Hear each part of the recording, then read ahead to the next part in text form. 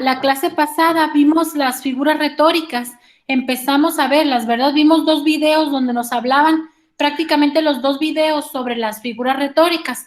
Ahorita vamos a retomar un poquito de eso, algunas de estas, y los registros comunicativos. Ya esta es la última parte del tema, del último tema, ¿verdad? Ahorita al final de la clase vamos a comentar qué vamos a hacer durante las siguientes clases.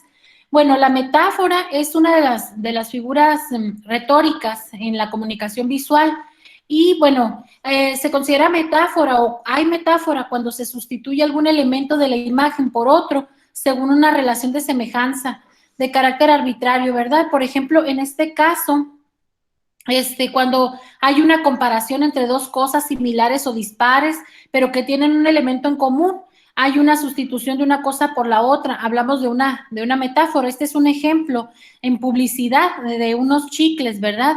En este ejemplo, las transferencias de cualidades ayudan a reforzar pues aún más el mensaje que para dientes blancos y brillantes. Aquí comparan los dientes con focos, ¿verdad? Entonces aquí el significado pues emerge de la sustitución de los dientes, que sería el elemento fuente, por los focos, que es el elemento diana. Acá tenemos otros ejemplos de metáforas visuales. En el caso de la parte superior, se sustituye el cabello por un peinado de espuma y en este caso también se combina con una hipérbole, que es otro tipo de figura retórica o que consiste en una exageración o una disminución del tamaño, ¿verdad? En este caso del peinado, aunque sería pues una figura secundaria. Y bueno, se pueden crear metáforas textuales o con imágenes. Las metáforas resultan muy prácticas en publicidad porque se produce una transferencia de cualidades. Las cualidades propias del objeto figurado se otorgan automáticamente al objeto propio. Entonces, pues es una figura que funciona muy bien para publicidad porque es muy utilizada para persuadir, ¿verdad? Es una figura retórica muy persuasiva. Aquí tenemos una alegoría. Las alegorías, si recuerdan de la clase de los videos que veíamos, es cuando existen más de varias metáforas, ¿verdad? Más de una metáfora. En este caso tenemos dos, ¿verdad? Están publicitando unos chicles y para el mal aliento, ¿verdad? Entonces aquí tenemos una persona con una lengua de pescado y otra con un calcetín. Entonces tenemos dos metáforas. O por ejemplo, en este caso, el ejemplo de alegoría visual, en el caso de la computadora, ¿verdad? De las interfaces persona-computadora, en los escritorios de los sistemas operativos, se utiliza la alegoría de lo que sería un escritorio real. Por ejemplo, hay varias metáforas, por ejemplo, las carpetas, la papelera, las ventanas, los documentos.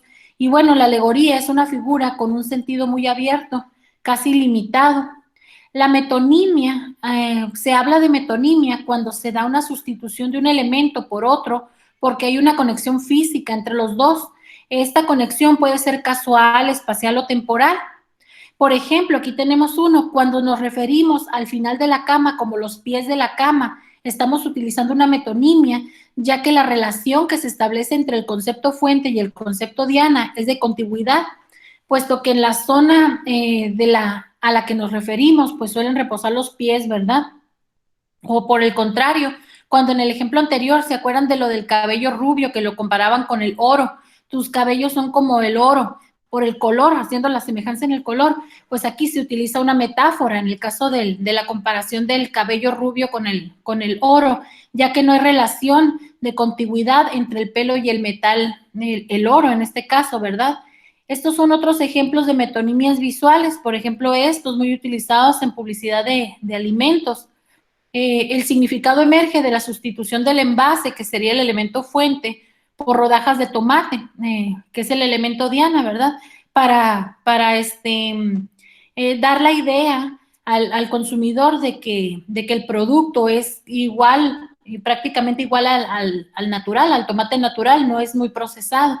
O, por ejemplo, en el caso de esta publicidad sobre un insecticida, ¿verdad? Que no hay insecto que se resista y aquí está el brazo, todos conocemos, ¿verdad? Del hombre araña.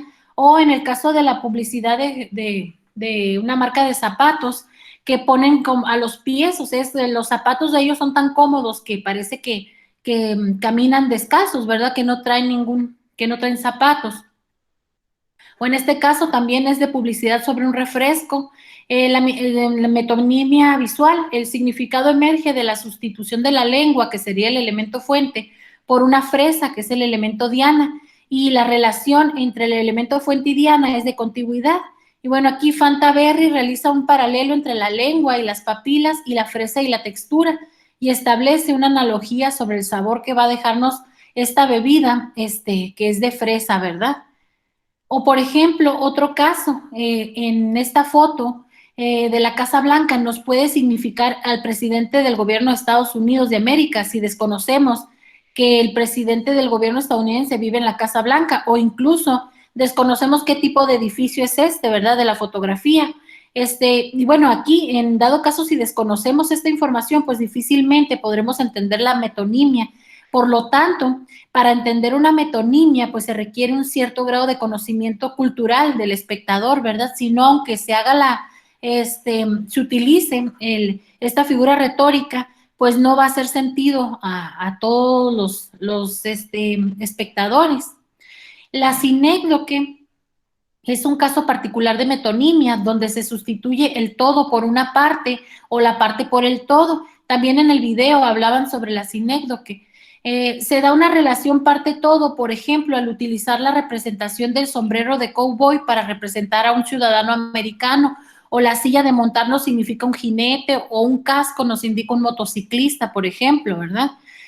Al igual que en la anterior, pues tenemos que tener ciertos referentes, a lo mejor en ciertas culturas, las sinécdoques son de un tipo, y dependiendo, vamos a darle significado también dependiendo de aspectos culturales.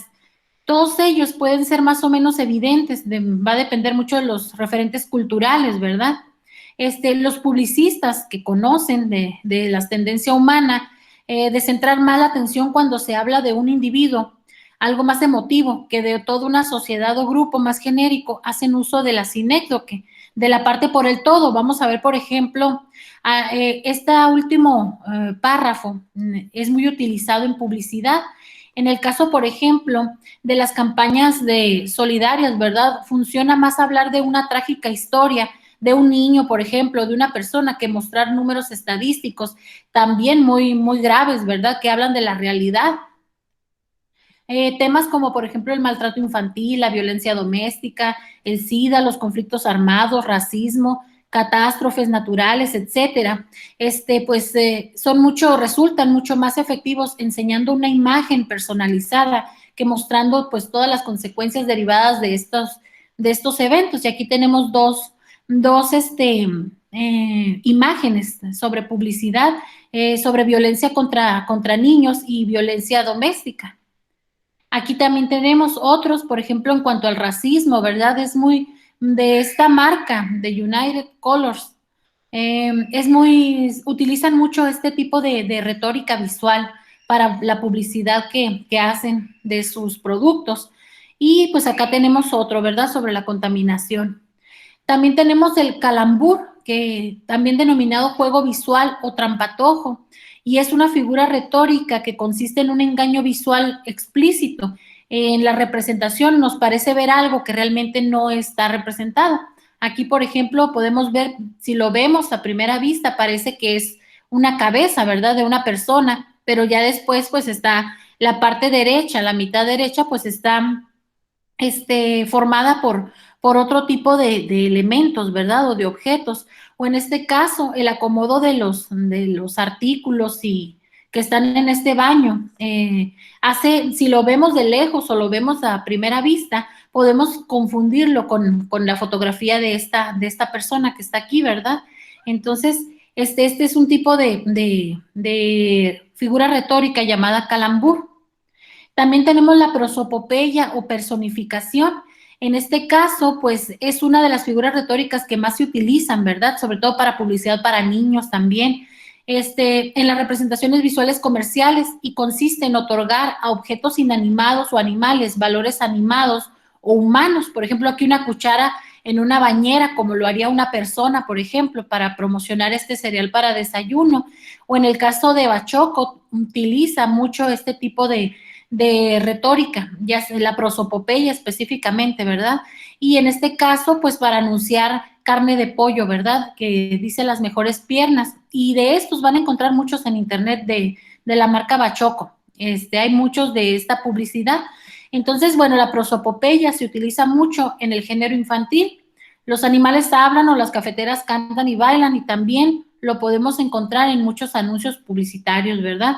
Y bueno, aquí tiene mucho poder creativo y sorprende al espectador. Aquí tenemos otro ejemplo de prosopopeya, de un producto para pulir muebles, ¿verdad? O para limpiar muebles, entonces que queda tan limpio que hasta unas hormigas pueden patinar sobre la superficie del mueble. Entonces, este es un ejemplo de prosopopeya, se personifica a unos insectos, ¿verdad? También tenemos la oposición, el paralelismo y la gradación. Estos son otros ejemplos de figuras retóricas y bueno, tanto en la oposición como en el paralelismo nos encontramos ante una figura de comparación en la que el juego retórico ocurre al poner en relación dos componentes de la misma representación.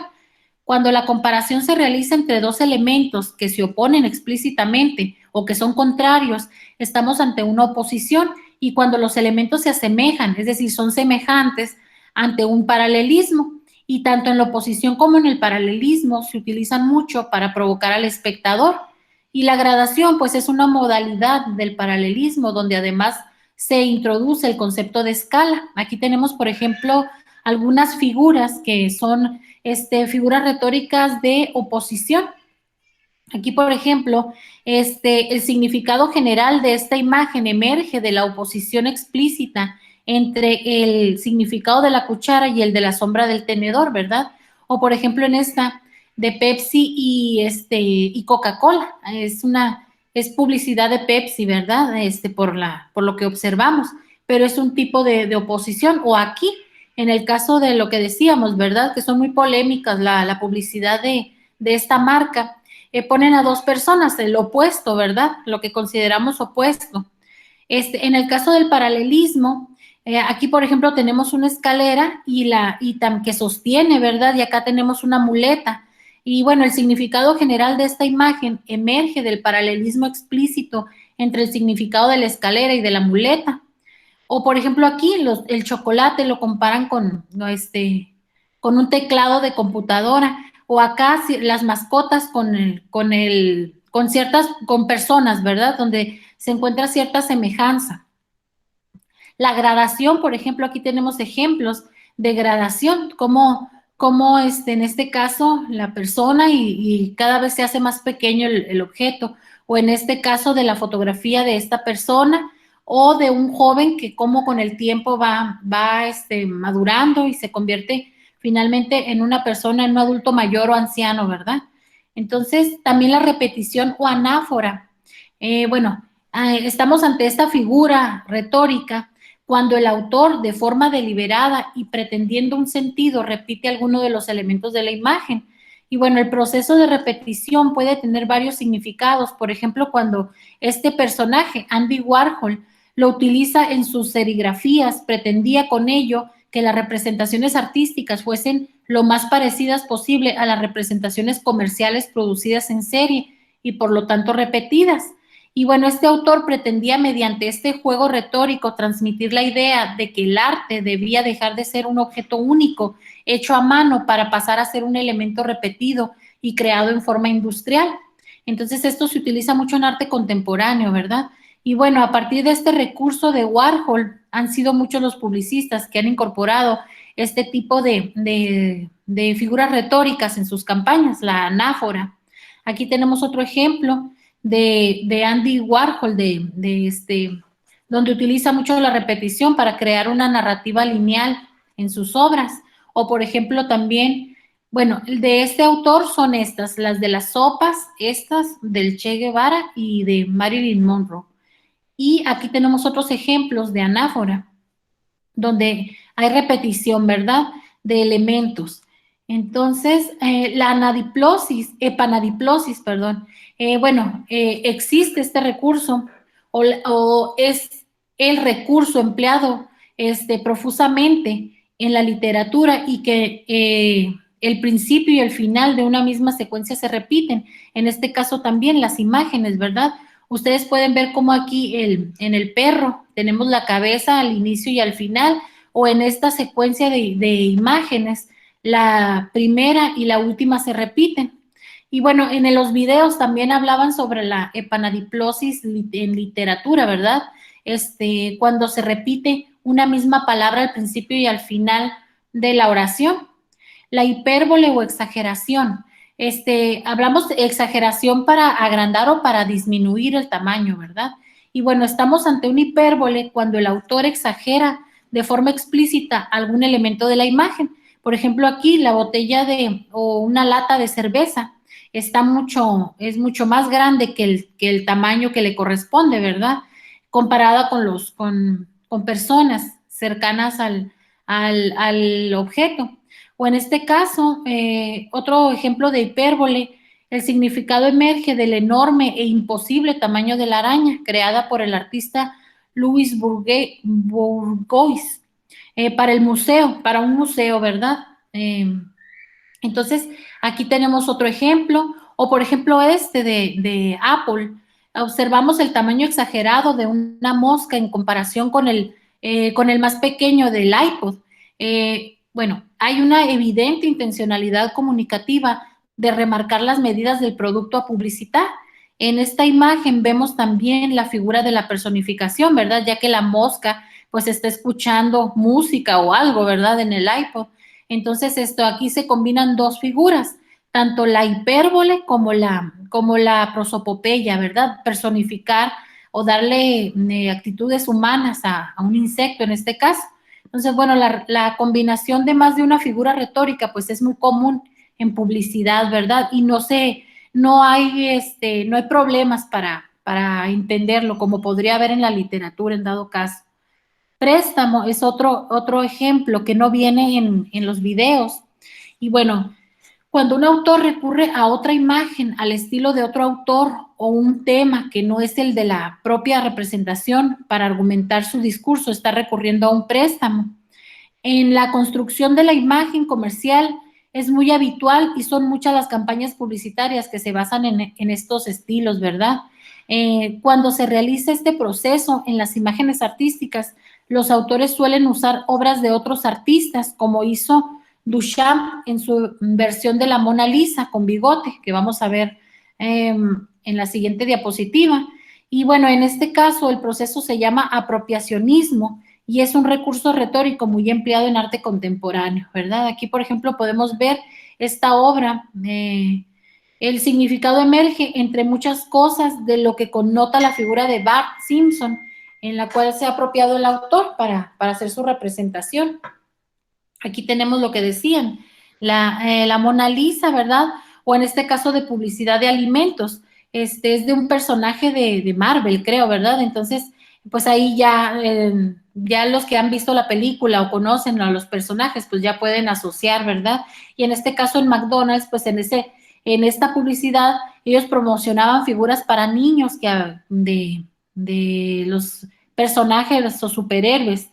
Entonces, aquí tenemos la elipsis. En este caso, consiste en la eliminación explícita de algún elemento de la representación visual y cuya ausencia transforma el significado de la imagen. Aquí podemos ver, ¿verdad? Es muy común también esta figura. Aquí es un foco, por ejemplo, o en el caso de una cámara o una hamburguesa o las papas fritas. Entonces, o en este caso, por ejemplo, este anuncio es una elipsis doble. Por una parte, no vemos el producto que se está publicitando, en este caso es un whisky, y por la otra, con tan solo dos elementos, la nariz y la boca, ya interpretamos un personaje que huele y saborea, como dice el eslogan, ¿verdad? Aroma y sabor. O en este caso, la elipsis, eliminar los elementos clave de un mensaje visual, crea un mensaje determinado, como ocurre en esta imagen donde se ha prescindido de la información textual explícitamente. Esos son ejemplos, los que acabamos de ver rápidamente, pues son repitiendo un poco lo que venía en los videos, ¿verdad? Sobre las figuras retóricas y el uso en publicidad y específicamente enfocamos nosotros en el área de alimentos, ¿verdad? Que son muy utilizados para dar unas características que queremos persuadir a los consumidores, ¿verdad? Sobre el producto que estamos vendiendo. Y bueno, el último subtema pues serían los registros comunicativos y la tipología, los tipos de imagen, ¿verdad? Bueno, vivimos, ustedes saben, y lo que hemos estado viendo en estos temas que hemos revisado, en una sociedad de la información, formando parte de una cultura visual caracterizada por una clara densificación visual, es decir, estamos diariamente expuestos a una gran cantidad de imágenes, ¿verdad? Y bueno, esto, la densidad de los mensajes visuales que nos rodean, en el mundo occidental, pues resulta en muchos casos excesiva. Vemos imágenes en impresas, en el cine, televisión, videojuegos, cómics, publicidad, internet, para donde volteemos, ¿verdad? En la calle, en nuestras casas, vemos imágenes y muchas de esas, pues, están publicitando algo. Ahora bien, estamos acostumbrados a no retener determinados mensajes visuales a pesar de que los vemos. Y esto, bueno, se han trivializado las imágenes por culpa de su abundancia y han hecho que la cultura visual contemporánea resulte paradójicamente invisible. O sea, tanto vemos que ya no le ponemos atención, ¿verdad? Y eso, pues, es un reto, un mayor reto para los publicistas y los creadores de imágenes. Bueno, la saturación de información que vivimos, ya sea visual o no, desvía la atención del público o de los usuarios y frente a la facilidad de acceso a los mensajes visuales, se impone la tarea de seducción y atracción de la mirada. Una composición gráfica acertada, el uso de estrategias retóricas, la facilitación en la interactividad y usabilidad o el conocimiento profundo del público objetivo o nuestro target, tan solo son algunos de los elementos sobre los que se basa una comunicación visual efectiva. Es decir, hay tanta competencia, todos están luchando por atraer la atención, ¿verdad?, del consumidor. Entonces, pues, ya no solo basta utilizar todo lo que hemos visto aquí adecuadamente, sino también, pues, tener ingenio y creatividad, ¿verdad?, para llamar la atención de los consumidores. Y bueno, existen niveles de formalidad de la imagen, ¿verdad? Puesto que en nuestra cultura son centrales los mensajes y contenidos de tipo visual, resulta igualmente básico el uso y tratamiento oportunos de las imágenes. Cada situación comunicativa requiere un nivel de formalidad diferente, adecuado al usuario, la función y el mensaje global. El tratamiento gráfico de la información pues permite establecer diferentes niveles de formalidad. En el caso de las imágenes, hay imágenes informales, ¿verdad? Pueden ser imágenes vulgares, amateurs o por personas que inician en en el diseño de imágenes y que no requieren, sin requerimientos técnicos. Y hay otras formales, ¿verdad? Que son imágenes profesionales con depuración de técnica, entre otras cosas. Y bueno, el nivel de formalidad o informalidad en una imagen pues responde a los requerimientos impuestos de una determinada situación comunicativa. No siempre resulta apropiado utilizar un nivel demasiado formal de la imagen o muy depurado técnico. Y bueno, en ocasiones producir informalidad puede ser igual o más complicado que producir una imagen formal, ¿verdad? Y la impresión de formalidad o informalidad pues va a depender del entorno comunicativo y ningún elemento gráfico es neutro. Ya lo habíamos visto, ¿verdad? Hay unas marcas de informalidad y de formalidad presentes en los productos gráficos de ambas, ¿verdad?